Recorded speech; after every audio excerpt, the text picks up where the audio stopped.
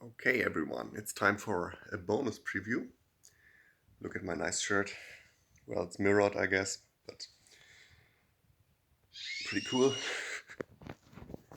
And yeah, we will get one more card every day. We can't play with it online, but it's there to think about. I will look at this card and then I will go through all the previewed cards again and tell you how my thoughts about them are after playing a bit and how broken they are, how bad they are, and how my opinion changed after playing. Bonus preview 1. People asked for various things, but the big one was ways. Everyone wants to see more. Someone wanted the vice versa card, and someone wanted the most rule bending things. So here are all three of those. What, three? I thought just one more. One said, so there's three more cards to see, or nice. Way of the Chameleon. Or is it 3 in 1? So the vice versa, away, and rule bending. Okay, nice. Way of the Chameleon. That's cool. Cool name. Follow this card's instructions. Each time that would give you plus cards this turn, you get plus coin instead, and vice versa. So follow this cards. So the instruction of the usual card that you would play, and cards and coins are swapped. This is super cool. Uh, I mean, the effect is super cool. Maybe it's completely broken with some things, but nice. So Harvest is finally a nice card, or what?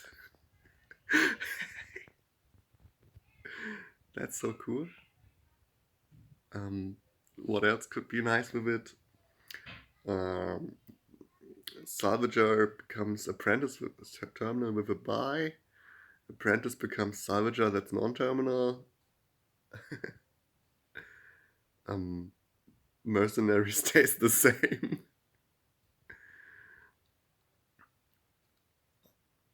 What else gives a huge amount of coins? Vine Merchant becomes great as a draw card. Is there like Bazaar is the same? Is there some card that's going to be broken with this? Like the usual cantrip, peddlers stay the same, but like chariot race becomes pretty nice because the draw isn't actually plus cards there. If you hit, you draw an extra card. Um, Tournament, no, tournament becomes is the same. But Trusty Steed, hey, you can pick the same things as before. I'm not really coming up with anything that's super great with it. I mean, Hunting Grounds becomes +4, I guess.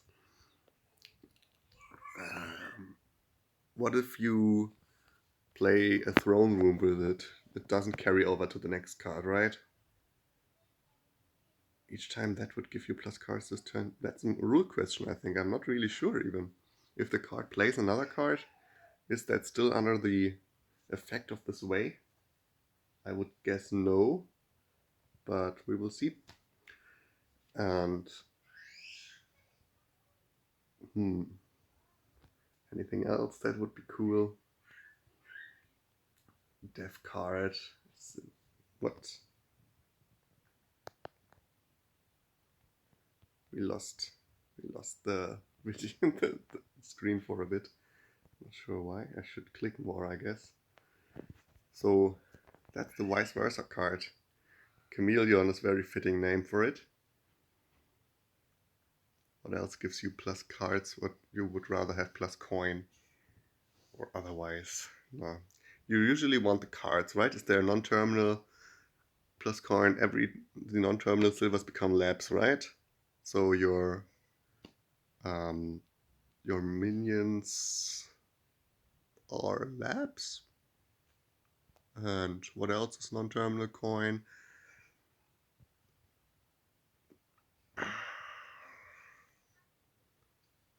Forager draws kind of much, actually. Forager could be kind of strong. The most stuff that is +2 coins +1 action is actually costing 5 anyway, so the lab effect isn't all that strong then. Conspirator, when it's activated, becomes a lab with a coin, a trained lab. We will see. There will be nice stuff found out, I guess. Durations are tricky. Okay, only it applies to this turn. If you play Merchant Ship using Way of the Chameleon, you get plus 2 cards this turn and plus 2 coin next turn. Well, usually we rather want it the other way around. Also some things you get your cards, but aren't plus cards. Yeah, like as I said, Chariot Race or Farming Village. Way of the Chameleon doesn't apply to them. There will be a rulebook eventually. I guess there will be a lot of text for the rules on this one. Did someone react with... No, Tactician. Plus 5 coins. Okay. So let's go over all the cards that we had.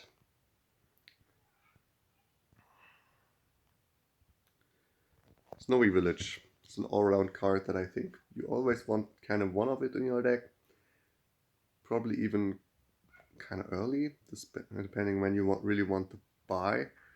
And later on it doesn't hurt that much because it's just like a dead card in your hand until the end of your turn. And usually your payload is that anyway. So the buy is kind of the payload option there. And then you can play this after you've drawn and play your terminal coins, your terminal actions that aren't drawing. Like play this, then you play your 4 bridges or something. It's nice to support the bridges with actions with just one card, even though you had a bunch of cantrips, a bunch of other villages before. And when there are no other villages, well, this card is cheap and doesn't really hurt. Sheepdog. It's pretty fun. Triggers kind of often and not always is really useful if you trigger it, but you usually can find some way to use it. I don't know if it's that strong though. Animal Fair is stronger than I thought. I usually wanted it at some point in the game. Turns out +4, especially when it has the potential to get the buy. +4 coins, +1 buy is a pretty good card if you haven't paid 7 for it, and I even paid 7 for it at some point, but I really needed the buy. I didn't want to trash anything. And some other thing to watch out with it is you can really pile out this easily if you have a bunch of cards in your hand that you can get rid of and you want have a bunch of buys, then you can pile out the Animal Fair. Kiln is another one that's very strong when you can activate it. It's hard to activate, it's hard to find the right time, but if you do and collide it with the right action, this can really snowball. This basically needs a lot of plus actions in the kingdom. And Barge is, I mean, I expected it to be very good, and it is very good. I wanted to play it with the duration effect most of the time, but really, if you have the actions left on the turn, you might as well play it this turn, if it has the potential to help you a lot more. One thing to watch out for is that if you play it as a duration, you don't get the buy this turn, so you only have a plus buy in your deck every other turn. That might screw you over if you think you have a lot of buys and then suddenly they are gone. So the horses are, well, I wasn't very excited with it, but they play out okay-ish. The supplies is very strong as I thought. It's 2-cost economy that isn't really hurting your deck, especially at least it hurts you on the one turn where you first play it, and then you get the horse next turn to make up for it. So yeah, if you redraw the supplies the next turn, it's basically like a peddler for 2. That's pretty good. Scrap. Well, I wasn't as impressed by it, but I think it's quite nice. You can scrap the horse, you can scrap your estates for a horse and a silver, or a horse and a coin is usually what I wanted to do. And sometimes there's other expensive cards like Rats or Fortress where it's good. And well, it's a treasure for coppers and curses if you really need one. And livery, well, this one is way better than I thought. I even didn't think it was that bad, but +3 coins is one thing that's already good for a 5.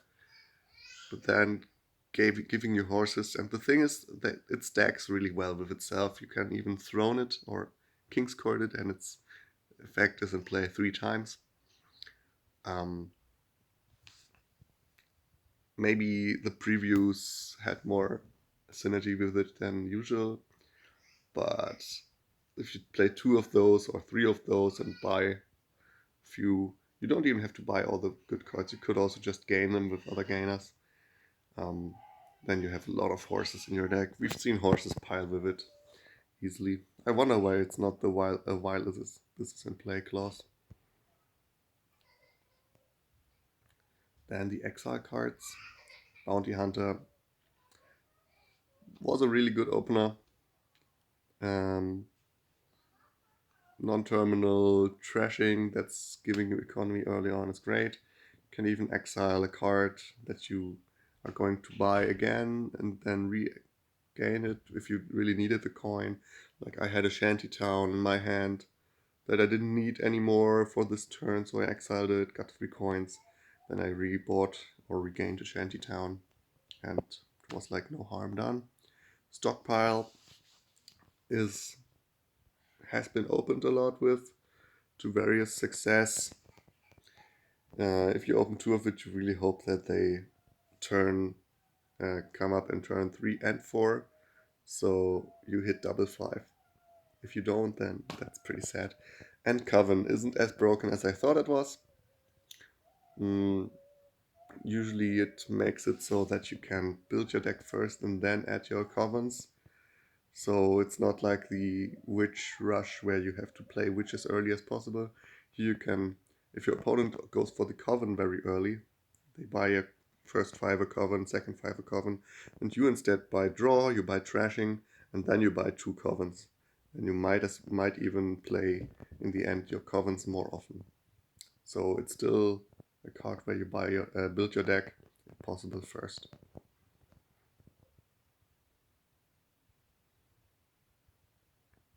Ways and events. Well, now we get to the interesting stuff, right?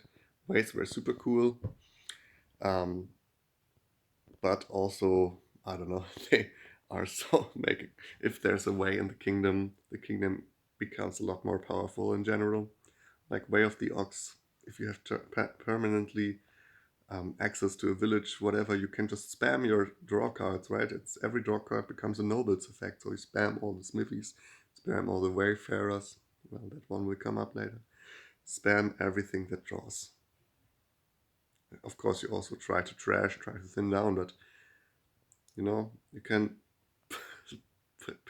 put so many cards into your deck. If a bunch of them at least have +3 cards on them, you will be drawing.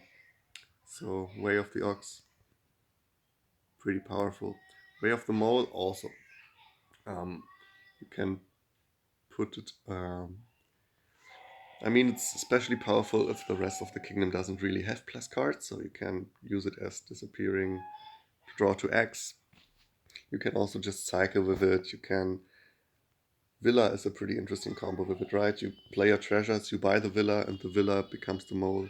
Just be careful that you have buys left for after then. And Way of the Turtle is my favorite so far. Well, unless we had maybe had Way of the Chameleon.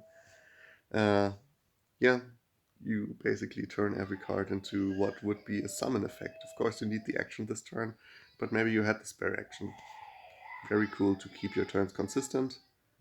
And a very nice combo that someone played on me was Procession. First of all, you can Way of the Turtle your Procession if it didn't collide. And when it collides, you Procession something, you play it once, and the second time you Way of the Turtle it. So it's gone because you set it aside. The procession can't trash it. But procession doesn't say if you do, so you still gain the more expensive card. So procession played it once in the next turn, like a captain, huh? Um, played it once in the next turn, and gains you a more expensive card and didn't trash the thing. And it also was guaranteed to collide with it because you can wave the turtle it until you find something. Very powerful.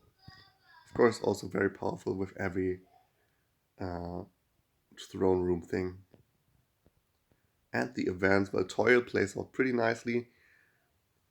There, you can even like play half the engine just from Toils if your economy actions give more than two. Like Animal Fair did this a bunch of times. You play a Toil for two, you play your Animal Fair, gives you +4 and to buy or something maybe, and you can buy two more Toils. So that was pretty funny. Commerce has been pretty strong when I played it. Even in the Moneyish deck, you just need to hit 5 on the turn where you like gain two different cards, um, and 5 coin, 2 golds in the money deck. That's amazing.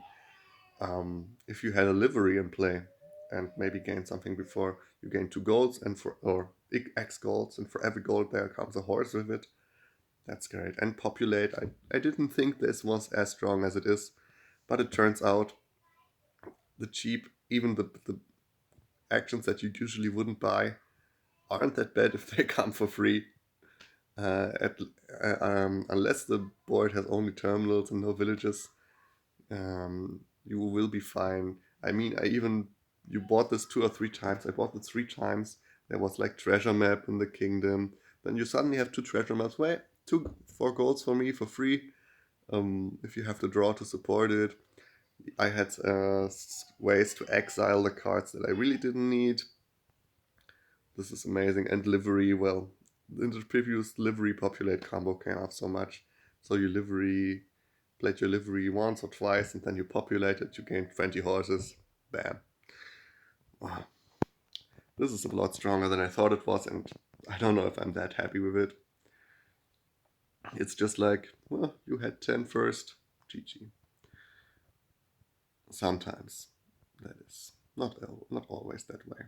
And day 5, we had Mastermind, and I can't understand why this only costs 5. It's not even that much worse than King's Court.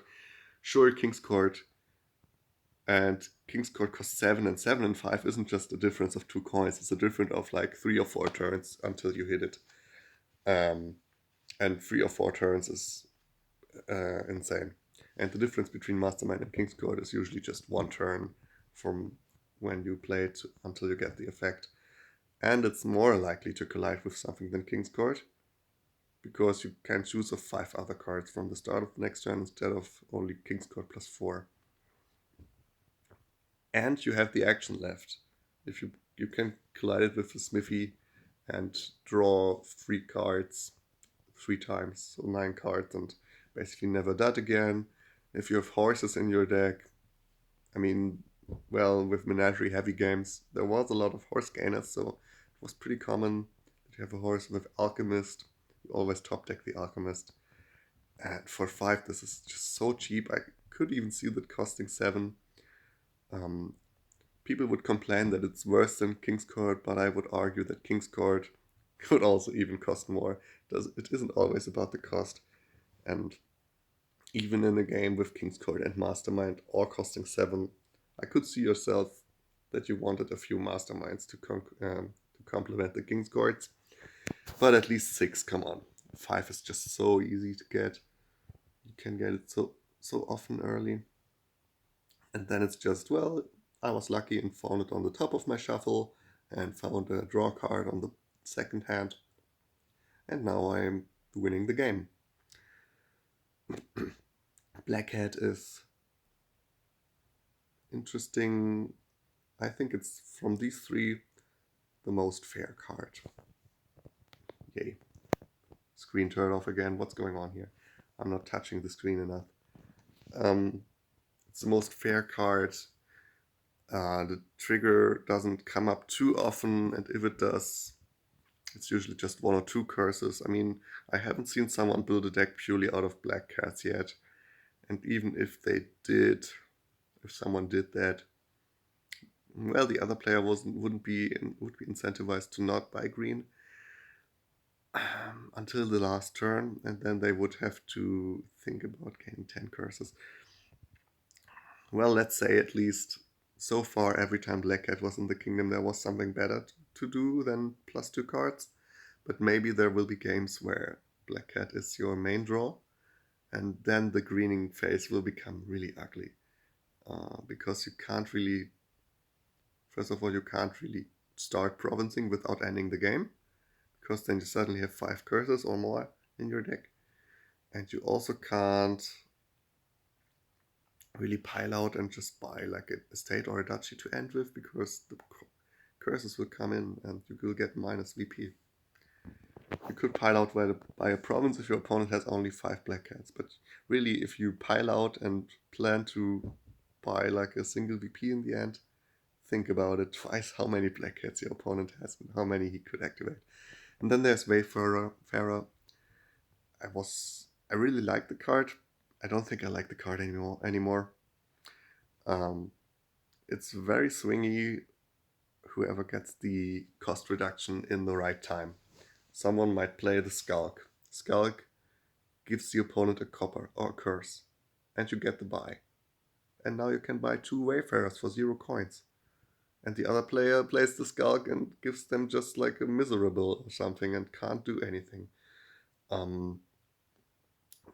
So also, this is a smithy with a benefit, and it's usually costing 3 or less. There's a bunch of cases. Why is this happening all the time? It didn't happen the last few days when I did the previews.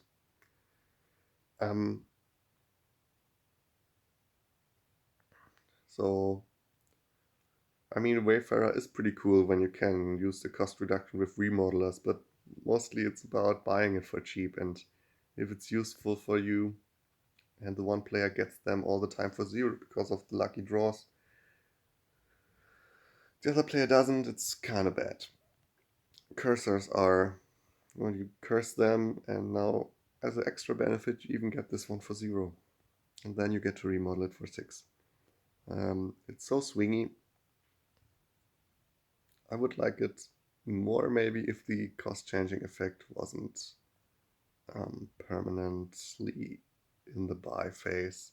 Maybe if it just changes costs in the action phase. 6 is of course a bit expensive for the vanilla effect. I don't know, man. I feel so far the games with it I didn't enjoy it so much. Okay, and well, that was it. Way of the Chameleon, can't evaluate it yet, but it's pretty cool effect. So I'm looking forward to playing with this way and all the other ways. And well, we have to wait a bit, but see you all next day for a short video, I guess. And March 18th or whenever the thing releases online. Goodbye.